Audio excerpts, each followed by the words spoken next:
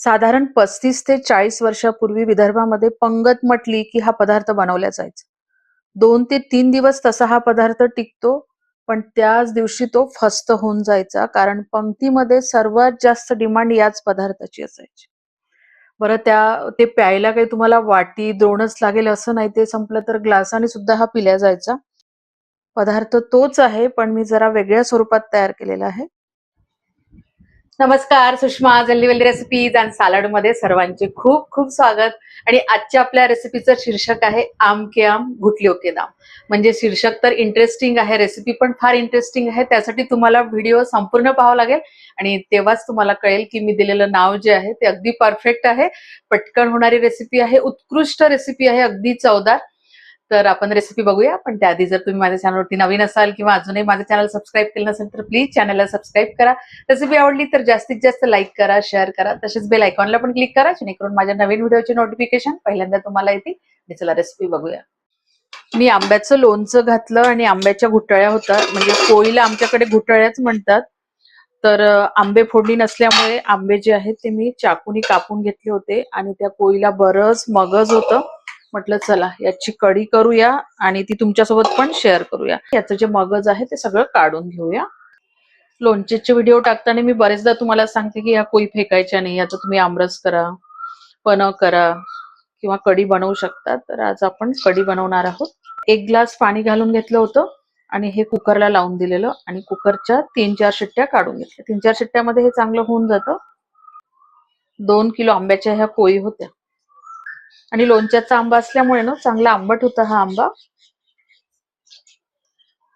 तर बघा असं छान घट्ट पाणी निघतं याच्यामधलं.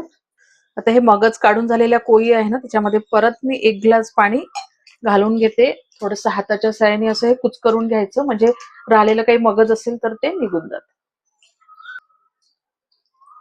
आता ह्या कोळी आपण काढून घेऊ. आता मी हे एकत्र करून घेते. डब्यामध्ये थोडंसं अजून पाणी घालून तो डब्यातला लागलेलं होतं ना ते निघून जातं. तर तुम्ही बघू शकता हे अशा पद्धतीने तयार झालेलं आहे.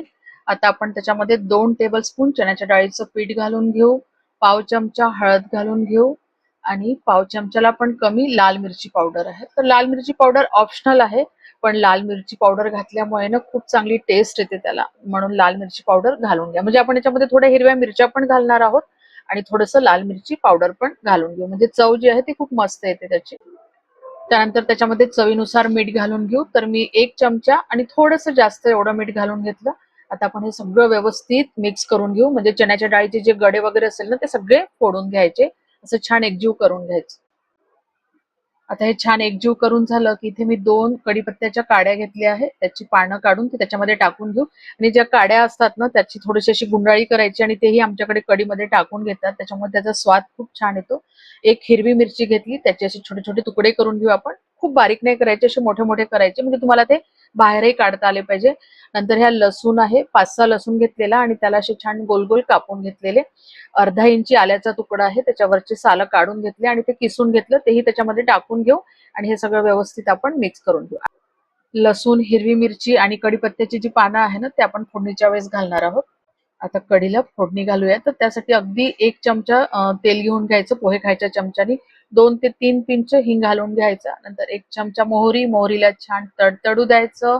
मोहरी तडतडली की 1 चमचा जिरं घालून घेऊ. जिऱ्यालाही चांगलं फुलू द्यायचं. तर थोडं तेल कमी असल्यामुळे ना थोडासा गंज हलवून घ्यायचा, म्हणजे तेल सगळीकडे पसरले जाते. आणि आता त्याच्यामध्ये आपण बारीक असा गोल गोल कापून घेतलेला लसूण घालून घेऊ. याला थोडा वेळ तेलामध्ये होऊ देऊ. थोडासा हलकासा ना लसणाचा रंग चेंज होऊ देऊ आपण, म्हणजे काय होतं त्याचा फ्रॅग्रन्स जो आहे ना तो थोडा स्मोकी त्या कढीमध्ये उतरते आणि कढी चवीला खूप छान लागते. कढीपत्ता आणि मिरची टाकून घेऊ त्याच्यामध्ये, त्यालाही थोडंसं तेलामध्ये परतवून घेऊ, म्हणजे मिरचीचा आणि कढीपत्त्याचा स्वाद त्याच्यामध्ये येतो आणि अशी खमंग फोडणी तयार होते. आणि आता आपण हे सगळं आंब्याचं जे तयार करून ठेवलेलं मिश्रण होतं ते त्याच्यामध्ये टाकून देऊ. परत त्याच्यामध्ये 1 ग्लास पाणी घालून घेऊ. म्हणजे पाणी जे आहे ना तर तुमचे आंबे किती आंबट आहे त्यानुसार तुम्ही घाला आणि त्यानुसारच तुम्हाला चण्याच्या डाळीचं पण पीठ घालायचं आहे. जर आंबे तुमचे खूप जास्त आंबट नसेल ना तर तिथे पाणी पण कमी जाईल आणि पाणी कमी झालं की मग चण्याच्या डाळीचं पीठ पण कमी जातं. तर इथे मी 1 वाटी गूळ घेऊन घेतलेला, तर हा 100 ग्राम गूळ आहे. कारण ना ही कढी आंबट नाही राहत, अशी गोडसर ही कढी राहते मोस्टली. पण तुम्ही तुमच्या चवीने आंबट गोड पण करू शकता किंवा नुसती आंबट पण करू शकता, पण ही गोडच राहते. म्हणजे आमच्या तिकडे ही कढी जी आहे ते गोडच केल्या जाते, त्याच्यामुळे सगळ्यांना खूप आवडते. तर या स्टेजला ना थोडंसं तुम्ही चाखून बघायचं. म्हणजे गुळाचं जर प्रमाण कमी झालं असेल ना, तर अजून तुम्ही त्याच्यामध्ये गुळाचं प्रमाण टाकू शकता तुमच्या चवीनुसार. आता ही कढी आपण चांगली फिरवून घेऊ आणि त्याच्यामधला गूळ पण पूर्णपणे विरघळून जाईल. आणि गूळ विरघळला की मग टेस्ट करायची कढीला, की आपल्याला याच्यामध्ये गूळ घालायचा आहे की नाही घालायचा आहे. आणि आपल्याला कढीला आता उकळी येऊ द्यायची आहे.